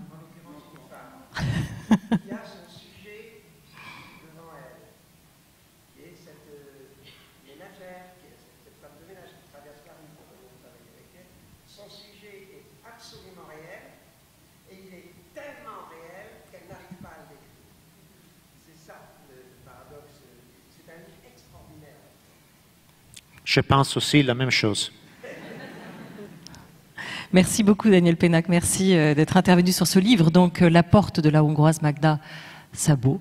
L'orange mécanique d'Anthony Burgess, vous y teniez aussi, il devait figurer dans ces 5 livres que vous avez choisis, Stefano Massili, pourquoi? Per una ragione, in questo caso semplice. Pour une raison qui cette fois-ci est très simple. Il libro di Burgess è un libro che tu cominci a leggere e generalmente smetti dopo 20 pagine, perché è scritto in un linguaggio che sembra chiederti di non leggerlo. Tu devi imparare il linguaggio in cui è scritto, perché è scritto con un linguaggio che apparentemente non fa niente per essere capito. Se tu accetti questa sfida, non entri soltanto dentro un libro, entri dentro un mondo che ha un linguaggio suo. E io trovo che ogni libro dovrebbe avere un linguaggio suo, un mondo suo. En fait, c'est un livre, quand on commence à le lire, très souvent on s'arrête au bout de 20 pages, parce que c'est un livre un peu qui demande aux gens de ne pas le lire. C'est un livre qui nécessite en fait d'apprendre la langue dans laquelle il est écrit. Et donc c'est un défi, si on choisit de surmonter ce défi, d'entrer dans le livre, on découvre que c'est bien plus qu'un livre, on rentre dans tout un univers qui a son propre langage. Et je pense que d'une certaine manière, tous les livres ont leur propre langage et ont leur propre monde. È un po' come quando entri nella casa di qualcuno in cui non sei mai stato. C'est un peu comme quand on rentre dans la maison de quelqu'un chez qui on n'est jamais allé. Tu entri nella casa di qualcuno e vedi che ogni casa in realtà, per quanto le case si assomiglino tutte, in realtà è solo un'apparenza, perché ogni casa è un mondo diverso. Et finalement, quand on rentre dans la maison de quelqu'un, on s'aperçoit que même si toutes les maisons finalement sont pareilles, en fait, chaque maison est différente. Chaque maison est un univers propre. E tu entri dentro e ti rendi conto, guarda, in questa casa tengono il portacenere soltanto sopra i davanzali. tengono i portaceneri soltanto sopra il davanzale, sotto le finestre. Par exemple, on se dit, tiens, dans cette maison, c'est étrange, ils ont les cendriers sont tous seulement posés sous les fenêtres. E se tu vuoi stare in quella casa devi accettare quella regola. Et si tu veux être dans cette maison, tu dois accepter les règles de cette maison. Incroyable, magnifique. I libri sono la stessa cosa. Devi accettare la regola, devi capire il linguaggio, perché se no vattene. Et les livres, c'est la même chose. Il faut accepter les règles, il faut accepter le langage, et sinon, il faut t'en aller. Et il a inventé une langue, et vous-même, vous êtes en train d'en inventer une. On va parler de ce projet avec votre traductrice qui va nous rejoindre ou juste avant que Nathalie Bauer arrive. Juste 2 mots sur les 2 derniers livres que vous aviez choisis. On va parler de ce dictionnaire que vous êtes en train de mettre en place. On a d'abord Oblomov et suivra La panne de Dürrenmatt. Un mot d'Oblomov d'abord. Pourquoi et Dürrenmatt? Et pendant ce temps, Nathalie Bauer peut peut-être... Cerco di risponderti velocemente. Je vais essayer de répondre très vite. Oblomov è un libro che ho amato molto, ma sai perché? Oblomov, c'est un livre que j'ai beaucoup aimé, je vais te dire pourquoi. Perché mi ha aiutato tanto. Parce qu'il m'a beaucoup aidé. E trovo che poi se vuoi era la cosa che ti dicevo prima sulla figura dello scrittore, vedi, a volte ho pensato questo. Et ça me renvoie aussi à ce que je disais tout à l'heure sur la figure de l'écrivain, mais surtout ça m'a fait penser à quelque chose. A volte ho pensato, è curioso che quando vai a scuola ti insegnino un sacco di cose che ti serviranno nella vita. La scuola fa questo, no? C'est que quand on va à l'école, on nous apprend tout un tas de choses qui sont censées nous servir dans la vie. L'école, c'est à ça que ça sert. Cioè altri adulti, gli adulti, non altri adulti, gli adulti decidono che nella vita ti servirà sapere che 4 più 4 fa 8. Donc ce sont des adultes qui décident que ça va te servir dans la vie de savoir que 4 plus 4 égale 8. Però ci sono delle cose fondamentali che tu in realtà, dei veri problemi che incontrerai nella vita e sui quali a scuola nessuno ti insegna assolutamente niente. Mais par contre, il y a des choses fondamentales, des vrais problèmes qui vont se poser à toi dans ta vie, mais sur lesquels l'école ne t'apprend jamais rien. Nessuno ti insegna a scuola il modo in cui cambiano i sentimenti. À l'école, personne ne t'apprend comment les sentiments peuvent changer. Nessuno ti insegna a scuola che l'amore non resterà amore, ma si trasformerà in un'altra forma di amore e non per questo non è amore. Et à l'école, on ne t'apprend pas que l'amour va se transformer en quelque chose qui est une autre forme de sentiment, qui n'est plus de l'amour, mais qui reste de l'amour. Tout ça, on ne l'apprend pas. E a un certo punto mi ricordo di aver pensato, la scuola è inutile, perché sui problemi più importanti non ti insegna nulla. Et donc, à un moment, je me suis dit, en fait, l'école, ça sert à rien, parce que sur les choses vraiment importantes, on ne t'apprend rien. E invece non era vero. Et en fait, ce Perché n'est se pas la vrai. scuola riesce a farti venire voglia di leggere, tu scopri che in realtà ci sono dei manuali, proprio dei manuali che ti insegnano queste cose, e sono libri come questo. Et en fait, je me suis dit que c'était faux, parce qu'il suffit de savoir que l'école peut te donner envie de lire. Et si l'école te donne envie de lire, tu vas pouvoir découvrir ces manuels qui vont t'apprendre à vivre. Et pour moi, ce livre en fait partie.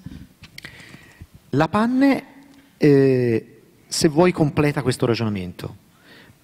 Perché La panne è un libro straordinario di Dürrenmatt in cui si immagina che un uomo, casualmente, in modo inatteso, si fermi a causa di un problema alla macchina, appunto di una panne, si fermi in una baita, in una casa, immersa nel niente, dove chiede di essere ospitato per una notte.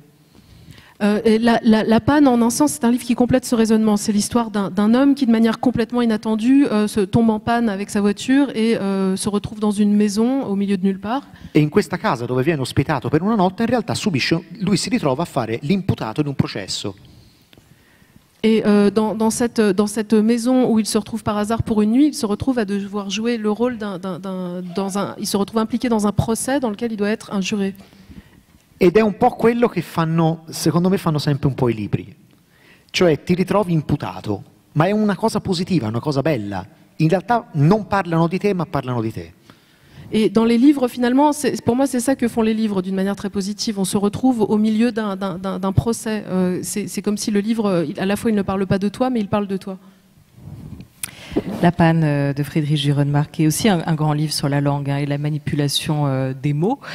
Vous avez donc choisi d'inventer vous-même des mots, de les réunir dans un dictionnaire, le dictionnaire des mots inexistants ou non existants qui va paraître en France à l'automne. Et on a demandé donc à votre traductrice et écrivaine Nathalie Bauer de nous rejoindre pour en parler, puisque c'est vous qui allez vous atteler à cet exercice délicat. Bonjour Nathalie Bauer. Il doit y avoir un micro entre vous deux pour vous avoir avec nous. Un mot de ce dictionnaire, il a été déjà rédigé. Il s'agit de penser aussi, d'inventer des mots qui manqueraient aujourd'hui. Ça a été très compliqué pour vous de traduire ça. Ces mots qui sont quand même assez conceptuels, qui à la fois servent à définir l'indicible, à le dire autrement, à parler de ses émotions, de ses gestes, de ses attitudes qui peuvent naître de personnages ou de notre réalité. Bonsoir, je suis en train de le traduire, je n'ai pas terminé. C'est un livre donc, qui est parti de l'idée qu'on ne pouvait pas exprimer tous les sentiments. Stefano pense qu'il manquait des mots pour exprimer toutes sortes de sentiments. Et à partir de récits sur des personnages plus ou moins célèbres, il a forgé des substantifs, des adjectifs, et même des verbes pour expliquer comment on pourrait dire, par l'intermédiaire de ces histoires, des sentiments qu'on ne peut pas dire autrement ou des actions qu'on ne peut pas dire autrement. Sur ce projet, Stefano Massini. Oui, parce que je pense que c'est très important que nous apprenions à parler de notre parente. Et depuis, nous apprenons à écrire de notre maître à l'école. Et les parents et les maîtres sont adultes. Sigmund Freud dit que le jeu est seulement des enfants, pas des adultes. Mais pour moi, et non seulement pour moi, pour Freud aussi, nous n'avons pas un grand jeu comme les grands jeux des mots, à parler les choses. Le jeu des mots. C'est le plus grand jeu qui existe, c'est le jeu avec les mots. Ed è per questo che ho scritto un libro che è un po' un dizionario di parole che in realtà non esistono, ma che creiamo noi e che create voi continuamente, perché le parole nascono dalle persone. Et c'est pour ça que j'ai inventé ce dictionnaire inexistant avec tous les mots que nous créons tous et que vous créez vous aussi, puisque les mots continuent d'être inventés. Le parole sono create da persone, sempre, è sempre stato così. Solo che poi ce ne dimentichiamo. Ma Gabriel García Márquez diceva: le parole non vengono create nelle accademie, vengono create nei mercati. Parce que les mots, ils sont inventés par des gens, c'est des gens qui inventent les mots. Gabriel García Márquez a dit les mots, ils ne sont pas inventés par les académies, ils sont inventés sur des marchés. Un esempio, un exemple. En français, vous avez un mot, bonbonne, il fiascone, no? Bonbonne. Une bonbonne. Un bonbon? Non, une bonbonne. Une bonbonne. Oui, oui, bonbonne. Ah oui. En ma langue, en italien, le bonbon è damigiana. Damigiana. Ah, une dame Jeanne. Ouais. En italien, on dit une dame Jeanne.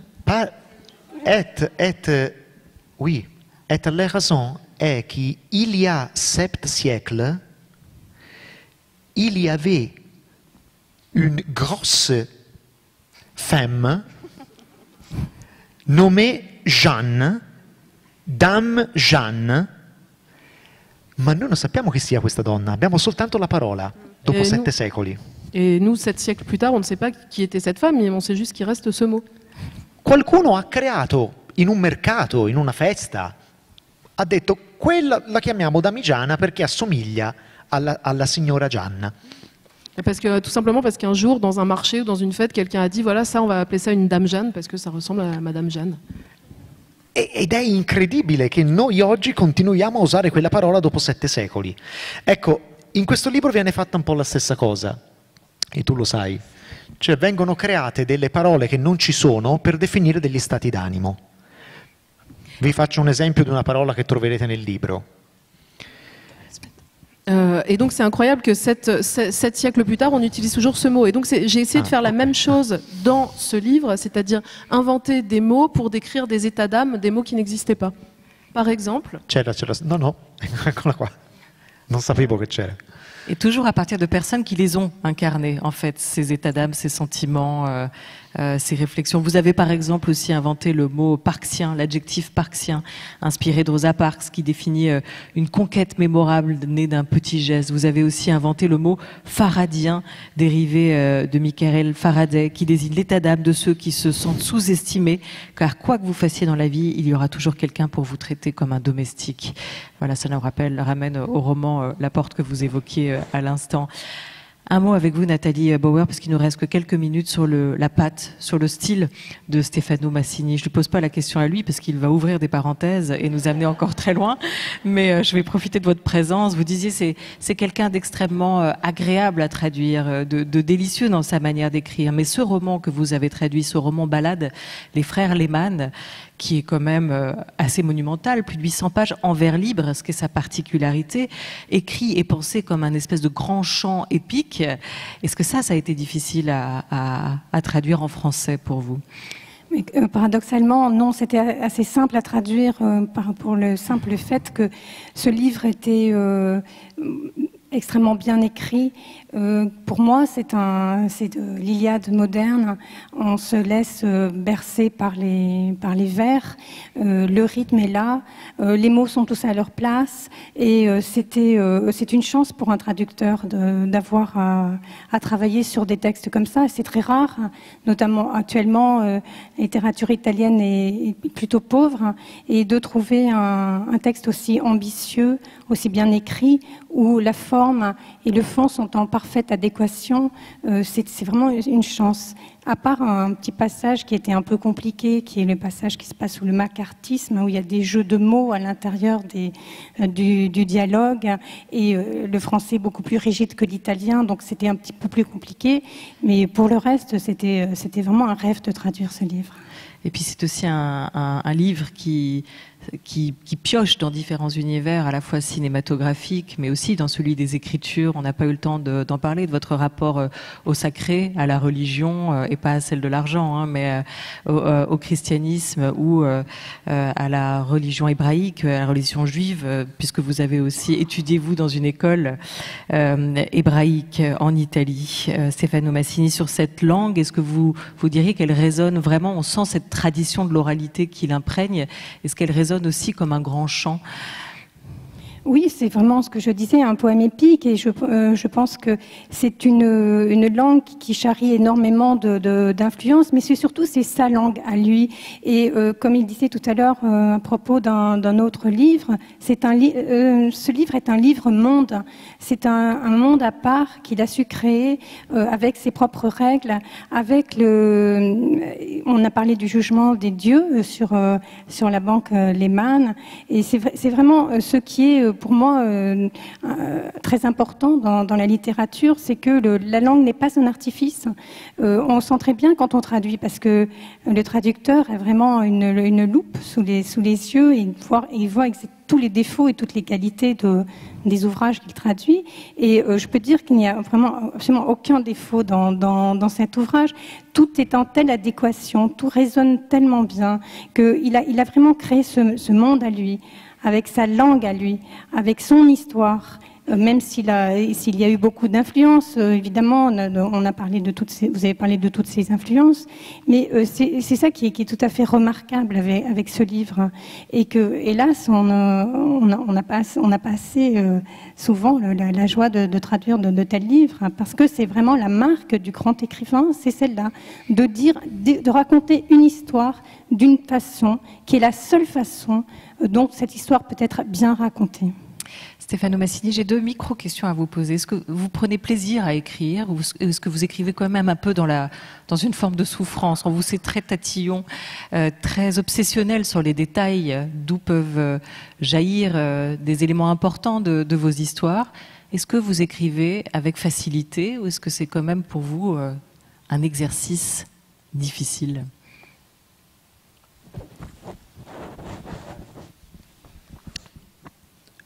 Dunque ti sembrerà strano, ma dunque io non...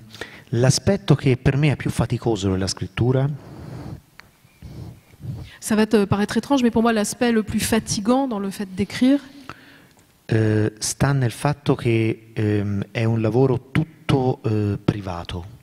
c'est le fait que c'est un travail entièrement privé. Io sono sempre stato uno a cui piace moltissimo condividere con gli altri. Et moi, j'ai toujours été quelqu'un qui aime beaucoup partager avec les autres. Il meccanismo che hai subito oggi sulla tua stessa pelle, cioè delle parentesi, Je vais faire encore une parenthèse. Le mécanisme delle parentesi, le mécanisme des parenthèses, nasce dal fatto che se io parlo e mi viene in mente una cosa da dire dentro un'altra, mi viene voglia di dirla, di raccontarla, perché se la tengo per me sono un gran bastardo. et c'est le fait que quand je parle, s'il me vient quelque chose à l'esprit, je dois la dire, je dois la raconter, sinon j'ai l'impression d'être un vrai connard, si je la garde dans ma tête. Quindi pensa il grande stress di scrivere un libro aprendo continuamente le parentesi senza nessuno che ti sta a ascoltare. Et donc pour moi, le grand stress, c'est que quand j'écris ce livre, j'ai en permanence des parenthèses qui me viennent à l'esprit, mais il n'y a personne pour les écouter. Questa è la ragione per cui ho avuto successo in televisione in Italia, perché c'era bisogno di uno scrittore che andasse in televisione a raccontare, che apriva parentesi, e hanno trovato quello. Et c'est pour cette raison que j'ai eu du succès à la télévision en Italie, c'est qu'ils avaient besoin d'un écrivain qui vienne parler et qui vienne faire des parenthèses, et voilà, moi j'y suis allée. Il dure combien de temps ce programme à la télé auquel vous participez le jeudi tous les jeudis? No, in realtà è stata una cosa è stata una cosa un po' particolare, perché ora in Francia non si conosce, ma in Italia c'è un'abitudine, non so in Francia, per cui nei programmi più seguiti di politica di solito a un certo punto c'è un pezzo di un comico che fa ridere. Il y a une chose qui est c'est une chose un peu particulière qui existe en Italie. Je ne sais pas si c'est pareil en France, mais en Italie, quand il y a des émissions politiques, en général, il y a toujours une petite coupure, une petite interruption avec quelqu'un qui va te faire rire, avec un comique. E invece una trasmissione molto famosa di politica in Italia ha deciso di fare un esperimento completamente diverso, cioè di non chiamare il comico ma di chiamare uno scrittore che andava a raccontare una storia che voleva lui, anche drammatica. Et là, dans cette émission politique, ils ont voulu essayer quelque chose de complètement différent, c'est-à-dire qu'au lieu de faire venir un comique qui fasse une petite interlude, comme ça, ils ont fait venir un écrivain qui raconte une histoire, qui peut être même une histoire dramatique. E quindi siccome era fantastica perché era come una parentesi, per cui io sto come dentro una parentesi con le mie parentesi.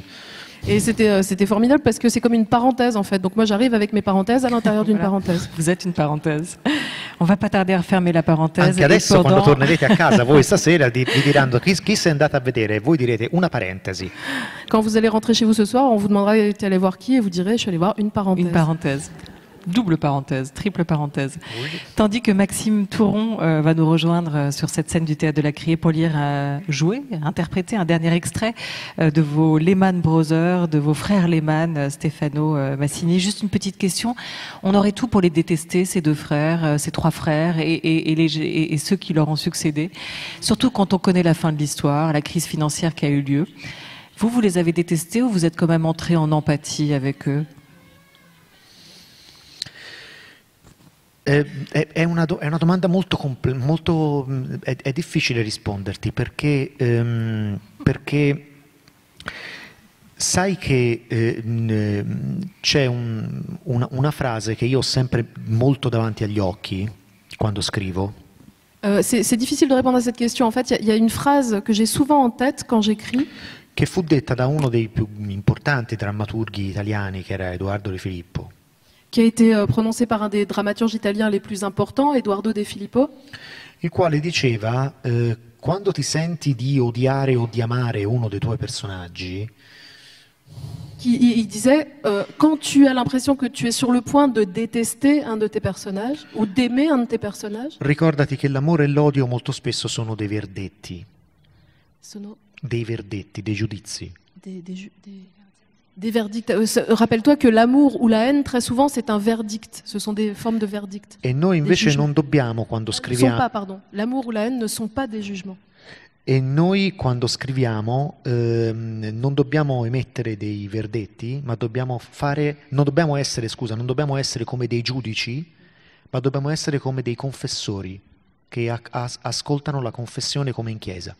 Et que nous, quand on écrit, on ne doit pas être comme des juges, mais on doit être plutôt comme des confesseurs qui écoutent une confession à l'église. E quindi io non parteggio e non detesto e non amo i Lehman, semplicemente li racconto. Et donc moi, les Lehman, je ne les aime pas, je ne les déteste pas, je me contente de les raconter. Merci beaucoup.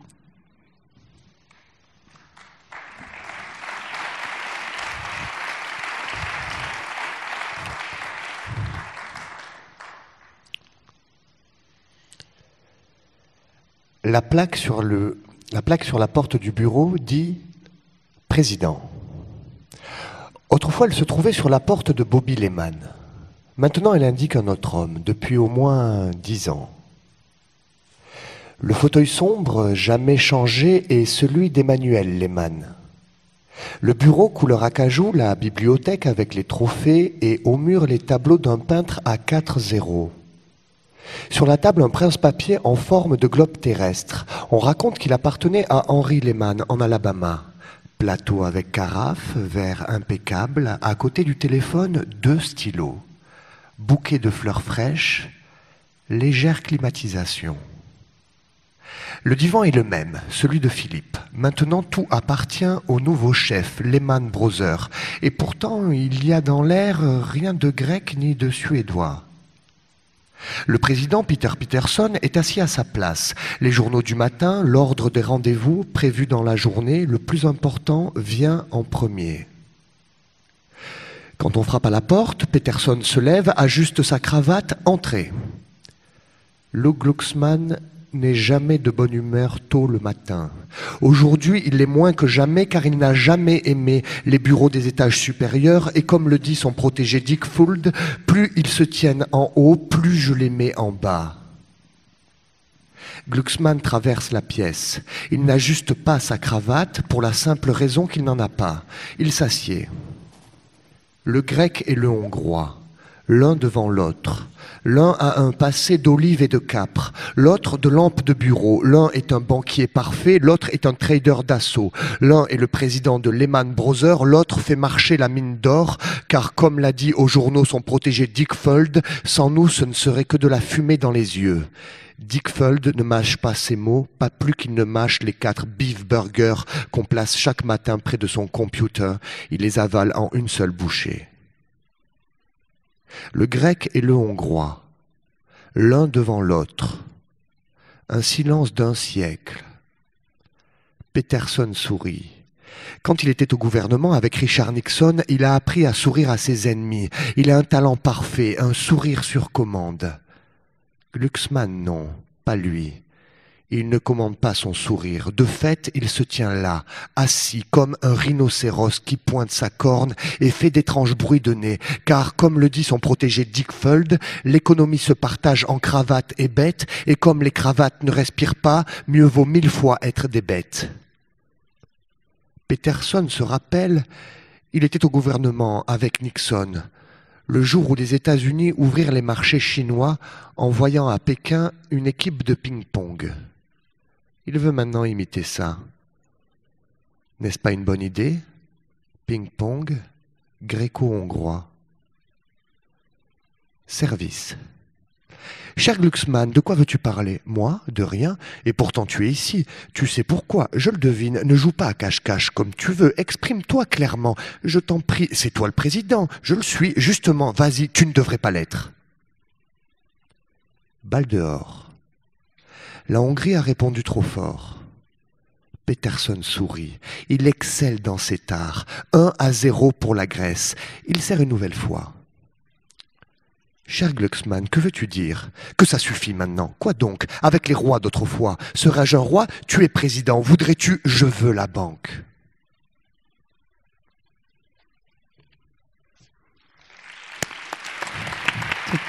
Merci Maxime Touron pour cette double lecture. Merci à Valentine Laïs pour sa traduction, interprétation. Merci à Nathalie Bauer et à Pierre-Noël Giraud d'être venus discuter avec nous. Et un grand merci à vous, Stefano Massini, d'avoir passé cette heure et demie avec nous. Vous êtes venus de loin, d'Italie ce matin en voiture pour être avec vous aujourd'hui et vous repartez juste après.